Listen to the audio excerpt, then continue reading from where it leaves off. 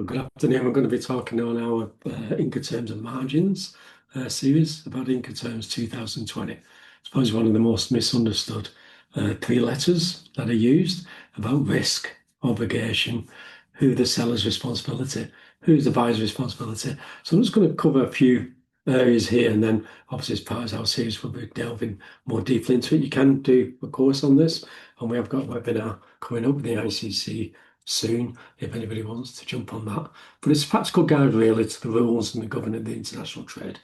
And I'm just going to really highlight the key areas to think about. It's very important to understand the risk and, the rules 1 or 7. So we're going to do 7 rules today. So X works, what does X works mean? X works means what it says.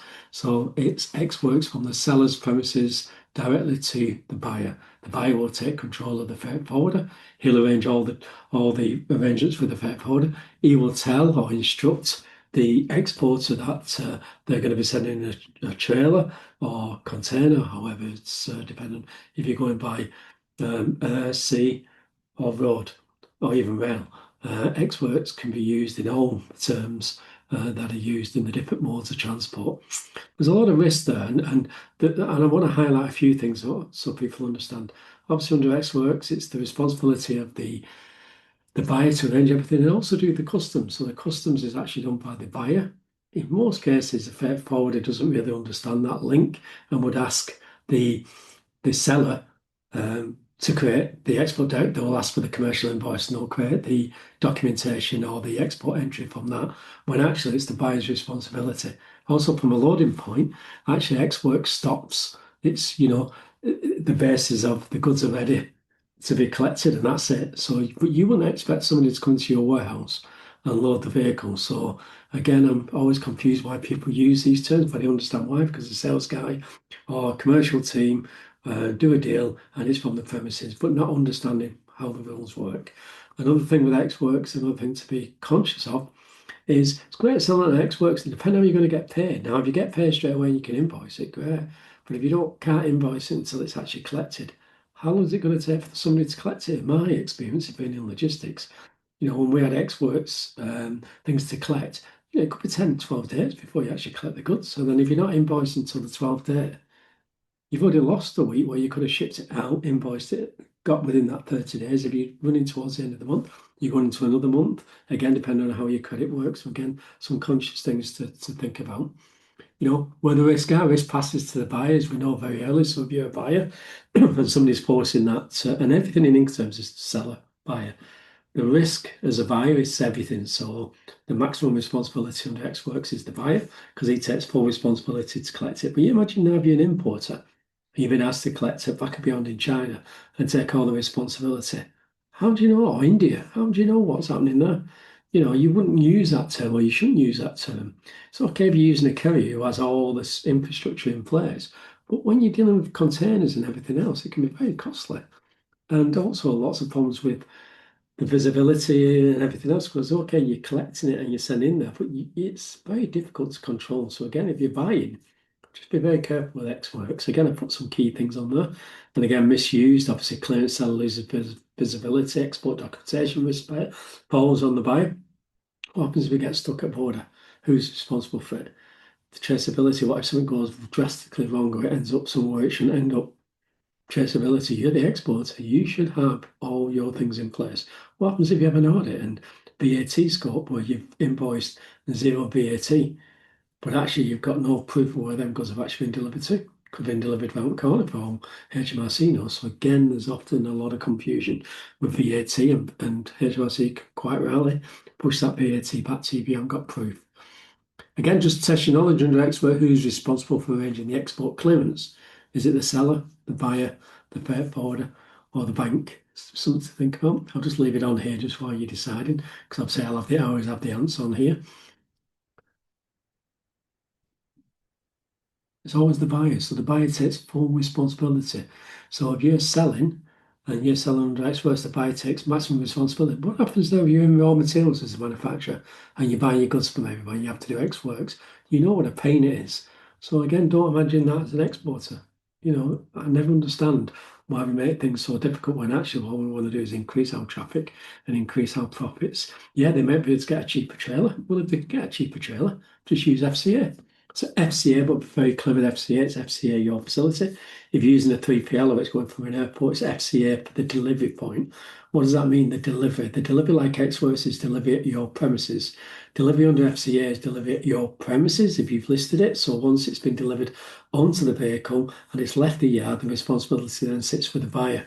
If you're a 3PL, it'll be your 3PL. So it might be, 10 miles down the road, it's where it's been actually physically delivered from. So it's delivered from the 3PL. If you're delivering it to a warehouse or to a port, it's delivered to port, and you mentioned the name. Once that's passed, the responsibility then passes. You take all that responsibility until you've delivered. And what I mean by deliver, not physically, it's where that point stops. So FCA has two meanings: FCA premises, FCA warehouse. So again, just be very clear, if you don't clearly state on your FCA, it can automatically drive to the nearest port. So again, if you're using containers, in my experience, and dealing with a lot of big container companies where you go to India, Far East, and other places, they would expect you under FCA port to pay them charge and take the risk to that port. So if anything happens to the goods, it's your responsibility, your insurance claim. Remember that. So again, also be very clear when you're using a shipping line or a vessel, or if they've got a nominated agent, the agent become very expensive to collect the goods. So again, if it's to port, they might insist on using their containers. It'll be very costly to you. So again, you want to do FCA your premises, alleviate any extra cost in them, from your premises down to the port, where you can be charged between 300, 500, 600, 800. It's actually sometimes cheaper to deliver it to the other port. So just be very clear with FCA. FCA allows you to do the customs entry, so you've got proof as your entry, and that's your proof from your commercial invoice that you should be checking. And also from a customs point or HMRC, it's proof that you've exported the goods, but you still need proof that they've been delivered. So again, make sure you're doing that. So again, FCA, how it works: seller prepares goods, delivered to carrier, seller clears for export, buyer arranges onward transport. So again, which one you think it is? A key to 220 update under FCA, the parties may agree that the buyer instructs its carrier to issue an onboard bill of lading. So if you're doing bill of lading, again, it can be quite complex. We're not going to go too deep into that today, because it's just a thing. FCA versus Xworks, why FCA wins. Xworks weaknesses: buyer must clear goods. FCA advantages: seller retains export control. Just put some twos and fours, which are best. But again, you have to decide which one you're going to use. I would never use Xworks, but that's me. Obviously, from a dealing with, I don't know, Incoterms, not just here, but around the world. It's complex. Keep it simple. For most B2B export transaction, FCA is the smartest, safer way. Obviously, you might want to do DAP, and again, we'll go through these different terms. So I test your knowledge. So when we was covering that other area here, how it works: seller prepares goods. He then sells, his seller clears for export. He delivers to the carrier, buyer arranges onward transport. So what he means by deliver to carrier is they arrange, you come and collect it, you load it at the warehouse, he loads, gets all his documents, you do your export entry, off he leaves. The responsibility now is up to the onward transport on your buyer. Your buyer will arrange that. He'll arrange the freight forwarder or the shipping line, to go in and collect the goods. And then he takes the responsibility once you've loaded it, but your responsibility under the export entry. Again, just knowledge, under FCA, who is responsible for clearing goods for export: seller, buyer, freight forwarder, customs broker. Again, seller. Seller is there, handles for the export clearance, so very clear. Yeah, under FCA is responsible for clearing the goods. So not moving the cargo, clearing the goods. So always get that. There's two distinctions. One's to arrange the transport. Second is to actually do the customs entry, anything that leaves out of the UK. So it's very clear. It's the seller. Seller is responsible for doing the export entry. And again, he'll have all the docs and everything else, and he'll have that proof. Retain that proof. FOB, fee on board. So that's the responsibility of the seller to deliver the goods on board a vessel. So once they're on board the vessel, the responsibility then shifts to the buyer. The buyer then will take the responsibility on the ship, and he'll take responsibility for everything from the on carriage and everything else from there. Your responsibility is to get it to the port and load it on. And your responsibility also as an exporter is to do the docks. So you'll do the export entry, you'll do all the documents, you'll arrange the transport, or you might, again, it might be they might arrange it with with a shipping line, and the shipping line might contact you to collect the goods. Again, you're responsible for that cost once it's on the ship. Anything happens in between, you, under your obligation and risk, you're at risk. So make sure you've got some insurance policy in place that if you load a couple of containers on FOB, anything happens to the container on the way, on the journey down to the port, it's your cost. So again, just make sure you're very open and you understand this. Remember, FOB is not used, and I see it happening in lots of things, cannot be used in road transport. It can't be used in air freight. FOB is free on board, it's on a ship. And that term is only used, whereas Ex Works FCA can be used in any mode. The only mode this can be used on is ocean freight. So again, if it's ocean freight, be very clear with the instructions. FOB cost, dividing line under FOB, is the ship's rail. So in more precisely, the moment the goods are on board the name vessel, everything before that point is at the seller's responsibility. So like I've said, everything is the seller until it's on the ship. Once you've got notification it's on the ship, responsibility then passes to the buyer. FOB, the container mistake. Traders usually quote FOB for containerized shipments. The container logistics seller hands the goods to the freight forwarder at the time before the vessel is loaded, meaning the buyer risks begin at the container and not at sea. So this is one of the things that we see a lot of, because normally it's the carrier would take it down to the port. It's normally not loading on a vessel, maybe till the weekend or 10 days time. Again, who takes that responsibility? In reality, under FOB, it's your responsibility to get it on the ship. But again, once you give it to the carrier, once you've got your notification, it's very difficult to have that argument. So again, if goods are damaged or lost in the container, period where the buyer technically bears the risk, but has no visibility or control, and in reality, he would argue the point to say, well, actually, the seller should be put it onto the ship. But the seller's then saying, well, I've loaded it and I've got it down to the port, and as far as I'm concerned, it's loaded on the ship. I've done my responsibility. So again, just make sure you're very clear. If you want to use the right terms, keep it very clear, very structured. FOBs, CIFs, all these can be very misused if you're not using it correctly. Again, test your knowledge. FOB should be primarily used. I've just mentioned it. Is it used in air freight, sea freight, containers, or road freight? Again, sea freight, non-container, bulk or bulk cargo, ship by sea, anything that goes on the water. You might hear, on land waterways, that just means that it's on the water, but it might be going by a barge or anything like that. Again, test, answer, sorry. Your knowledge of FOB, it's all there. And then obviously, as we see here, FOB is designed for sea freight, as we mentioned. So again, just be very clear with that.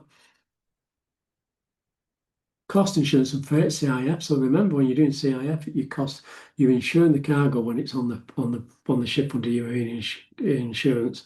So again, it's very important. Cost insurance freight. You're responsible as the seller to load the goods, ship the goods to the port where you've agreed. So it could be going to the port in China, in Shanghai, Qingdao, or it could be going to Japan, to the port, it could be going to Doha, it could be going to different ports. Again, it's where that risk stops is when it gets to the port of the nominated port that it should be going to. If it's transshipping different ports, it doesn't matter. It's what you have stated on your CIF Shanghai port. It's very clear. You've got it very clear under the one thing that 2020 Incoterms, what they introduced was to make it very much clearer, clearer for the seller, clearer for the buyer. Again, you must have a reinsurance and you should send a copy to your buyer. Your buyer should have that copy. So if anything happens while it's on the water, they can make a claim on your risk insurance. Again, CIF is commonly used in customs. If you have import goods, there's always a cost in insurance and freight added into the cost. So your duty and your VAT or tax, wherever you are, is always greater than the invoice because there's a cost insurance and freight. Again, depending on your Incoterms that's used. Again, seller pays, buyers bears risk. So again, under CIF, the seller arranges and pays for freight and insurance, yet the buyer carries the transit risk from the moment goods are loaded. If goods are damaged at sea, the buyer must claim against the seller's insurance. If it gets damaged when it's off the ship, It's now the buyer's responsibility. The seller takes the responsibility. He takes the responsibility of getting it onto the ship. Once it's on the ship, if anything happens to the goods, the buyer then has a responsibility to claim on the marine insurance. Again, CIF requires only Institute Cargo Clauses C. We know CIP is A. So again, you can argue the point whether you want CIF as a buyer or CIP, which again covers all risk, and it covers all risk from points A to B. So again, it's important to understand that because the buyer bears risk during transit but has limited control of the insurance policy, CIF can lead to costly disputes. That's the problem, if you don't clear with Incoterms, it's not that people don't understand it. They don't understand what happens, at what point do you prove what's happened. If you keep something if you're using things like DAP, it's very clear. It's there to the FCA, it's from there to the, it's very clear your Incoterm. So again, making sure you understand that. Again, sellers' obligations, export packaging and labelling, clearance, freight, minimum marine insurance, provide bill of lading insurance certificate. Buyer's obligation carries all transit risk, import customs clearance, inland delivery. So again, just understand how it works. Again, under CIF, where does the risk transfer from seller to buyer? Is it at port? Is it on the vessel? Is it when the goods leave the warehouse? Or is it after the customs clearance? When goods are on that. So in theory, the answer is under CIF. The risk transfers when it's actually physically on the ship. But remember, the buyer then claims against the seller's insurance policy. So the seller takes full responsibility from an insurance point, really, in theory, until it arrives at the port that the nominated country it's going to. Because if anything happens while it's on the port under CIF, the buyer then can claim on the policy. But again, it's risky. If you ever see claims they can be very costly and they can take a long time as well when you have your insurance people, etc. But again, if you're doing CIF, maybe take it out with the freight forward or the vessel. So you've got a bit more understanding because they will make sure that where the risk bears and where it lies, etc. DAP to me is a nice, very simplised. If you want to control the cargo, if you want to control the cost, why not use DAP, delivered at place? Says what it says. You're responsible for loading the goods, doing the export entry, delivering the goods to the customer. His only responsibility is unloading the vehicle and doing his import clearance and paying his duties, if there is any duties, and paying his taxes. That's it. It's as simple as that. If there's any damages on the way, the seller bears all the cost for that and he will make a claim against this insurance policy. So for the buyer, it's a great term because the only risk they have is paying for the duty and the VAT and unloading the vehicle. If they don't pay the clearance under T1s, etc., the seller has every obligation to push it back the cost to the buyer because the buyer knows what his obligation are. The obligation to the seller is not to import clearance the goods and not to pay any duties and VAT. That is solely the responsibility of the buyer. Again, journey, origin preparation, export clearance, international transit, delivery at name place, import clearance by buyer. You'll pay any duties and VAT if there's any payments due. Again, what the seller controls, all transport, full transit risk, export clearance, route selection, so he has control of it. What the buyer controls, import customs clearance, payments, obviously import duties, VAT or taxes, unloading at the goods at the name place, any onward inland delivery. So if he's been delivered to a place, he's unloaded it, and then he's moving it on, that's his responsibility. DAP is a popular choice, particularly in the e-commerce because it makes it very simple, and the B2B and e-commerce. But again, it should be used more and more, I think, in international trade. Under DAP, who is responsible for paying import duty at the destination? Is it the seller, carrier, buyer, or bank? Again, we've just gone through that. Again, buyer. Remember, the buyer is responsible. He's not responsible for the cost of the transit or anything.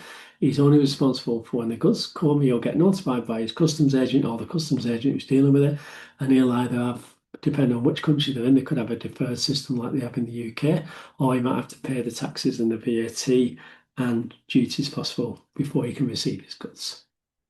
Again, DDP, again, it's something I'm going to be talking about at the recent webinar or the webinar that's coming up. Deliver duty paid, DDP. Again, be conscious under DDP, you are responsible as an exporter to all the obligations. So what we've talked about, you're the exporter, you arrange the transport, you do the export declaration, you control the cargo all the way to the destination. And when it arrives at the destination, rather now than being the passing it over to the buyer, you're now at the importer record in that country. So you will pay any taxes that are due in that country. Also, any legal documents or anything to do with labeling or anything like that, everything falls upon you as the importer record. If you're not registered in that country under the tax scheme, you'll be obliged to pay the local VAT or taxes within that country, which could be anything between 15 and 23%. And if you're not accounted for that, you'll pay that and you can't claim it back. So again, DDP, you've got to be very careful. And in some countries, particularly South America, it's not really a term that's used a lot, DDP, because they don't allow it. I've come across Mexico and places like that where under DDP they've been really questionable on it and they've prepared for somebody in the country to be the importer record. So again, it's very important to understand that. So again, there are two spectrums to this. Ex works the buyer, so the buyer takes whole responsibility. For the seller, the maximum responsibility is DDP. So again, I won't recommend DDP or ex works for anybody. So I mean, it's very important to understand that. Again, DDP, full obligation. Origin seller prepares goods, handles goods. He does the transport. He clears the goods on import clearance. He pays duties and taxes, and he does the final mile delivery. So he controls everything. If anything happens, he bears all the costs. If there's damages or anything, he bears all the costs within that. DDP, hidden risk for sellers. Tax, which I've talked about again, just be very careful. We're seeing it a lot in Europe. You know, I understand that you're under a lot of pressure to sell your goods, but DDP can become a bit of an issue for you. Many sellers quote DDP without understanding the VAT implications. Input VAT may not be recovered without local registration. Again, there are regimes that you can use, but it is changing in 2026 as we're in now. It's not as easy as it was before. You now have to be fully registered in France. But there are things, again, talk to your freight forwarder who's doing this or your brokers. And again, before you do anything and agree to DDP, you look at all the cost involved.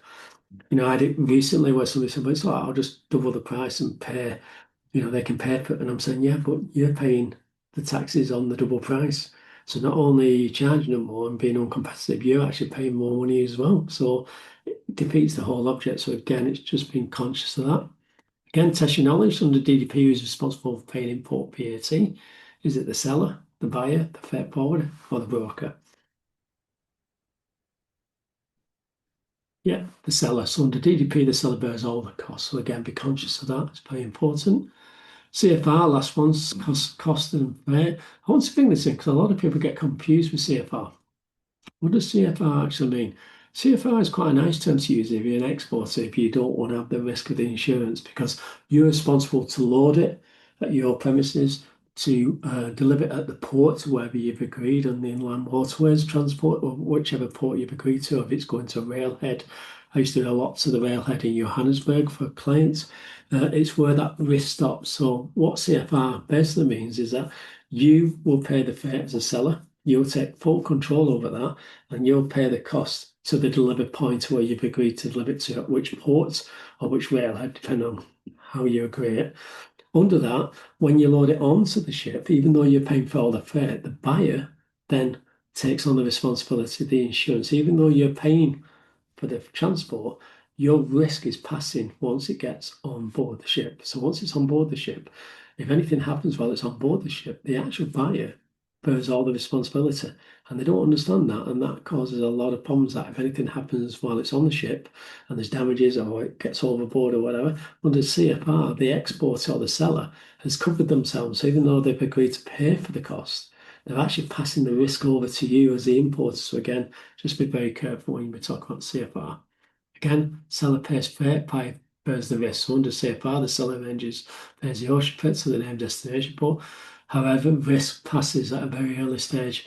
Again, unlike CFR, CFI doesn't come with any insurance. None of the terms within Incoterms, apart from CIF and CIP, are you obliged to have insurance. You're asked to have insurance, but you're not obliged. Only them two terms actually are very clear on who takes responsibility in the case of an insurance claim.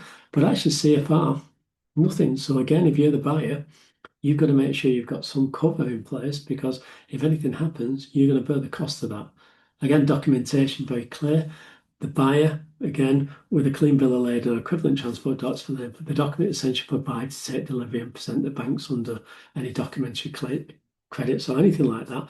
But basically how that works is under CFR, you're responsible to load it, to ship it to the port. Once it's on there, you'll pass over the bill of lading. The bill of lading then, or once you're happy with that, the bill of lading will be need then for the customer then to, or the buyer to pay his duties and his VAT and anything else, and obviously do letters of credit or other things. And that allows him to then carry on to allow the goods then to move from the port to his destination because all the charges and everything have been paid for. If anything happens while it's on that vessel, and there's a claim, he will actually claim on his own policy, not on your policy under CFR rules. Yeah, non-container bulk break when buyers prefer to arrange their own insurance. Commodity trades where buyers have block insurance policies. Transactions where the buyer controls the insurance relationship. That's when CFR, and it's quite a common term. CFR against CIF, obviously CFR, the seller pays the freight, no insurance from the seller, buyer arranges his own cover. Under CIF, the seller pays and arranges a policy under that, under marine insurance, so at least there is some transit risk there while it's on the ship. In both cases, risk transfers at the point of shipment. The difference is feel that who holds the insurance policy. Again, I've just put on the sophisticated buyers often prefer CFR, so they can control the coverage levels directly with their own insurance. So again, you can use that to your advantage. But again, under CIF, you go into a port, CFR, you go into a port. But again, you're not taking that insurance risk. You're not having to take out an insurance policy yourself, marine insurance. You're allowing the buyer to do that because he'll have very good policies in place if he's doing a lot of containers. Again, what is the key difference between CIF and CFR? Risk transfer point, insurance include, export claimants and freight cost. So again, the key difference of insurance is under CIF is B. Obviously, the insurance is included in CIF. It's not included under CFR. So again, very clear. So it's just a complete overview, just a quick overview. We do courses and we spend a lot of time on each topic and go through each scenario. We do live courses, and obviously I do have an Incoterms course that you can actually purchase. It lasts about an hour and 10 minutes, and it goes through everything. But again, thanks for listening. Hopefully you've enjoyed that. Again, press your likes and subscribe. That's what I want to happen. And again, if you've got any questions, again, pop it into the chat and we'll come back to you on that. So thanks for joining us.